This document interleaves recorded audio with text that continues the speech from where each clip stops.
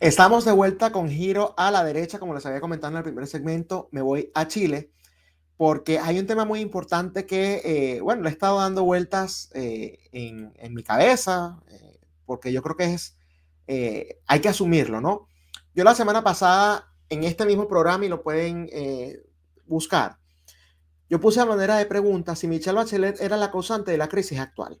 Y el enfoque que le di en ese momento fue específicamente en el ámbito migratorio, tomando en cuenta que, bueno, el tema migratorio en Chile se ha vuelto un tema medular, un tema clave, un tema que es esencial, ¿no?, para cualquier candidato que tenga las intenciones verdaderas de llegar al Palacio de la Moneda, porque, bueno, en ese ámbito han sufrido ciertas cuestiones que evidentemente no son nada óptimas para ningún país, y yo entiendo perfectamente que los nacionales de un país defiendan sus fronteras y que de una u otra manera, bueno, exijan, entre otras cosas, que se hagan muchos filtros para saber quién está ingresando al país, sobre todo si esa persona pretende quedarse a vivir en el país, porque bueno, si es de turista, eso es otra cosa. Yo a Chile fui en el año 2018 como turista, estoy pensando volver, no sé cuándo, ojalá tenga pronto la oportunidad de hacerlo, pero yo jamás se me ha cruzado por la cabeza quedarme a vivir en Chile, pero si lo fuese a hacer, tanto como turistas, pero especialmente para los que pretenden hacer de Chile su nuevo hogar,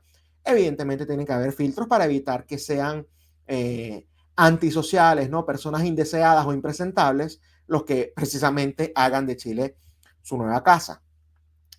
Y entonces en ese programa, varias personas comentaron de Chile diciendo, claro que Michelle Bachelet es la responsable. Sin embargo, quizá no se vieron todo el espacio y no entendieron que yo me enfoqué específicamente en el tema migratorio porque, bueno, puse un video de Michelle Bachelet básicamente diciéndole a todo el mundo, sí, los vamos a regularizar, independientemente de quiénes eran las personas justamente a las que se les estaba regularizando su estatus migratorio, ¿no? Pero revisando los medios de comunicación y las redes sociales, me encuentro con un artículo que me da pie para profundizar aún más y no solamente responsabilizar a la señora Bachelet del tema migratorio, sino de todo el tema político. Para el que quizás no siga tanto la política de Chile o quizás no conoce tanto de su historia, específicamente de su historia moderna, yo quiero explicar antes de ponerles el artículo de La Tercera, ¿no?, lo que ha sido hasta el segundo gobierno de Michelle Bachelet, y por eso es que se le achacan mucho de los problemas actuales a ella, lo que fueron todos esos gobiernos considerados de izquierda o de derecha, y el compromiso que ellos habían hecho o que habían asumido post dictadura Augusto Pinochet. Existió en Chile algo llamado la concertación, que era básicamente, bueno, aglutinar a todos los partidos, a todas las corrientes democráticas del país, sean de izquierda o de derecha, para justamente comprometerse a respetar lo que habían sido los avances positivos, escúchese bien, los avances positivos de la dictadura. Si bien se habla de múltiples violaciones de derechos humanos, todo lo que una dictadura conlleva y todo lo que se ha denunciado en múltiples oportunidades de lo que representó en el ámbito negativo para Chile, lo que fue el mandato de 17 años, creo que él estuvo en el poder, ¿no?, de Augusto Pinochet. También es cierto que con este compromiso, con este acuerdo, se reconoció la parte positiva. Pinochet dio un giro, o Chile dio un giro bajo la dictadura en el ámbito económico, que bueno, justamente hoy muchos lo llaman el famoso milagro económico chileno, ¿no? Porque Chile pasó de ser un país que estaba en una crisis bastante grave, comparable con lo que fue Venezuela en sus peores años, o lo que sigue siendo ahora, ¿no? Pero en sus peores años, cuando había más líneas para hacer comida, eso ya estaba sucediendo bajo Salvador Allende. Y entonces, bueno, vino esta dictadura que tuvo aciertos en materia económica, y cuando se retoma la democracia, está esta especie de acuerdo, en donde dicen, vamos a respetar los avances económicos, y bueno, nosotros ya modificaremos o adaptaremos las políticas públicas eh, tomando en cuenta, por supuesto, el contexto que se está viviendo en el debido momento, tomando en cuenta múltiples factores que evidentemente iban a ser distintos si gobernaba A si gobernaba B. Pero algo que no tocaban era precisamente los avances en materia económica. No es de sorprenderse que Chile, durante años, no estoy exagerando, durante años estaba en el top 10 de las economías más libres del mundo. Top 10. Tenía una economía incluso más libre que la de los Estados Unidos. Y es por eso que, bueno, nuevamente el milagro económico chileno, Chile siempre estuvo a la vanguardia de prácticamente todos los índices en Latinoamérica. Era un país que, si bien todavía no se consideraba desarrollado, no se consideraba tampoco al nivel de subdesarrollo de todos sus vecinos. Argentina, Colombia, Venezuela, Centroamérica, y bueno, pare usted de contar.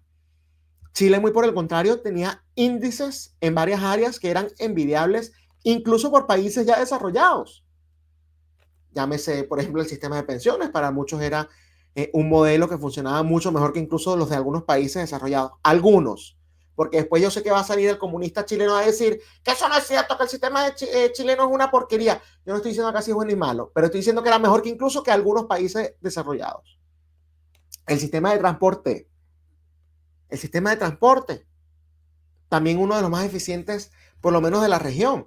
Y bueno, se ha hablado de muchos avances en materia económica y que la izquierda incluso en su debido momento respetó, incluyendo a la señora Bachelet en su primer gobierno.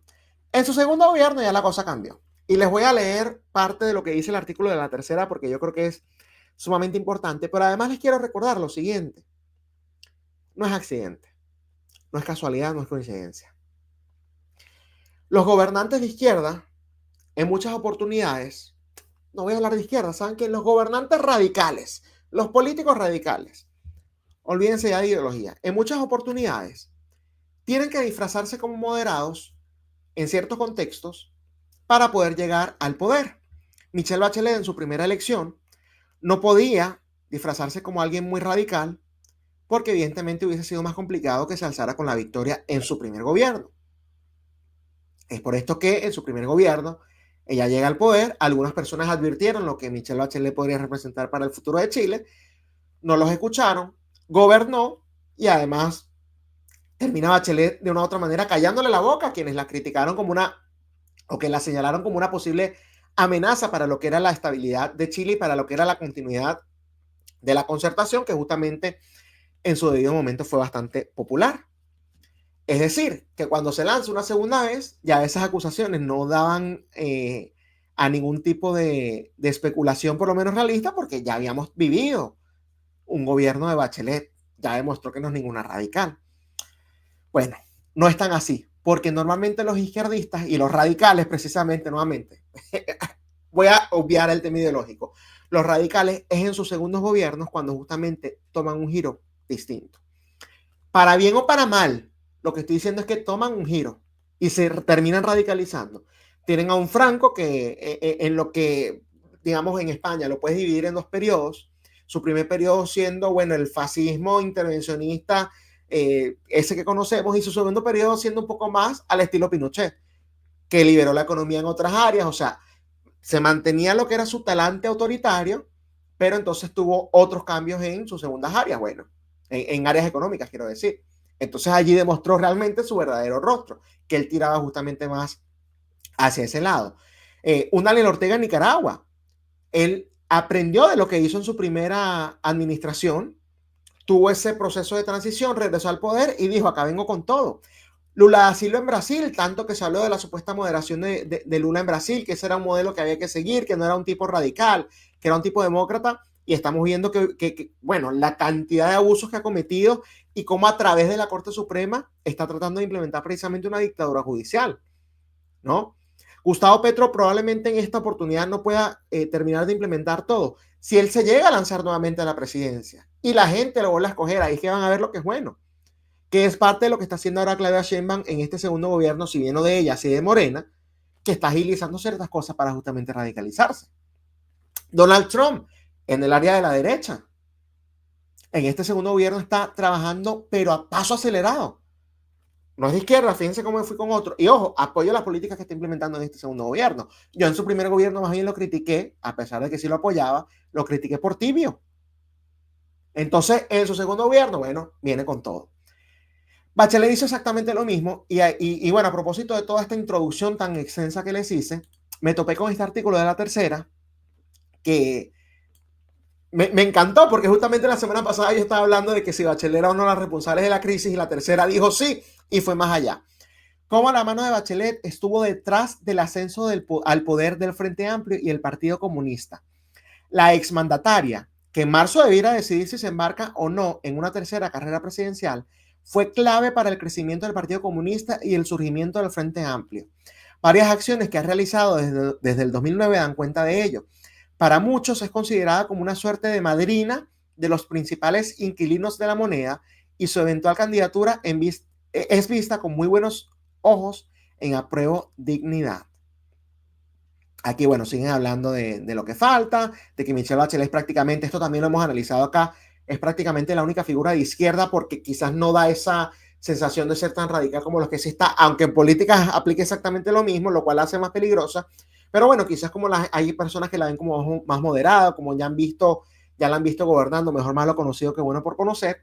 Entonces, es la única de izquierda que realmente parece tener oportunidad real de llegar al Palacio de la Moneda. Y bueno, ya ha estado con ese jueguito, con esa cuestión de si se va a lanzar o no. Pero acá es cuando se pone interesante. Que hablan, bueno, justamente, vamos a leerlo todo, desde el 2013 en adelante. Pero no es primera vez que Bachelet tiene en ascuas a la izquierda, refiriéndose justamente a que está con esos juegos de si se lanza o no.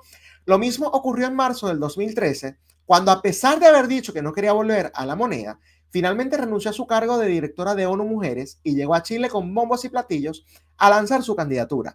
Eran otros tiempos. En ese momento lideraba las encuestas y nadie dudaba que ganaría la presidencial. De hecho, para asumir el desafío, aquí se pone interesante, para asumir el desafío, puso como requisito crear una nueva coalición que superara a la exconcertación y que incluyera desde la DC al Partido Comunista, la nueva mayoría.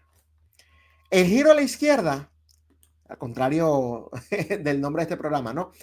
El giro a la izquierda de Bachelet fue notorio. De hecho, en esa campaña y también en su primer gobierno, Bachelet hizo varios gestos en favor del Partido Comunista y de figuras del naciente Frente Amplio, dejando heridos de su propio Partido Socialista en el camino. Ella quería que se radicalizara justamente. Por eso, para muchos, la expresidenta es considerada como una suerte de madrina de los principales inquilinos de la moneda, y su eventual candidatura es vista con muy buenos ojos, no solo por el socialismo democrático, sino por el propio Partido Comunista y el Frente Amplio, como una especie de vuelta de mano por los favores del pasado. Es decir, acá la figura, independientemente de cómo gobernó, independientemente de que en sus políticas o en su retórica la consideren radical o no, acá la figura que parió el comunismo o que le dio esa normalización que tanto estaba buscando la extrema izquierda fue la señora Bachelet. Porque en muchas oportunidades estos radicales necesitan interlocutores, necesitan personas que de una u otra manera la sociedad o ante la opinión pública sean vistos como normales. Si lo dice Bachelet, que fue una moderada en su primer gobierno, tiene que ser verdad. Bachelet no es autoritaria, Bachelet no es radical, Bachelet es esto, Bachelet no es lo otro, Bachelet es esto, Bachelet no es lo otro. Y lo que estamos viendo, lamentablemente, es que fue precisamente Bachelet la interlocutora, la promotora de la normalización a sistemas políticos que no deberían ser normales, como lo es precisamente la izquierda radical, el Frente Amplio y el comunismo. Y bueno, fue ella la que les dio, por así decirlo, entrada a la política tradicional de Chile. Y hoy por hoy es que vemos, bueno, a un Frente Amplio, Partido Comunista y otras tantas corrientes, ¿no?, de esa extrema izquierda gobernando en conjunto Chile. Y ya saben, amigos chilenos, que si esta señora regresa, ya regresa con más sinceridad. Su primer gobierno fue para demostrar que ella era moderada, mientras le hacía la cama precisamente a que la siguieran escogiendo y apoyando y que tuviese siguiendo altos niveles de popularidad como efectivamente los tuvo. Su segundo gobierno fue para darle entrada a estos individuos, para que justamente se normalicen políticas que eran mal vistas en Chile. Si es así, creo que hay una tendencia. Primer gobierno, segundo gobierno, hacia dónde va a llegar su tercer gobierno. No es para la moderación. Y cualquier persona que se crea eso, lamentablemente no está viendo la foto completa. Y eso hay que denunciarlo. Esto ha sido todo por hoy. Giro a la derecha con Esteban Hernández. Pero nos vemos nuevamente el día lunes por esta misma plataforma que es Contrapoder 3.0, el canal de la derecha en YouTube. Hasta el lunes.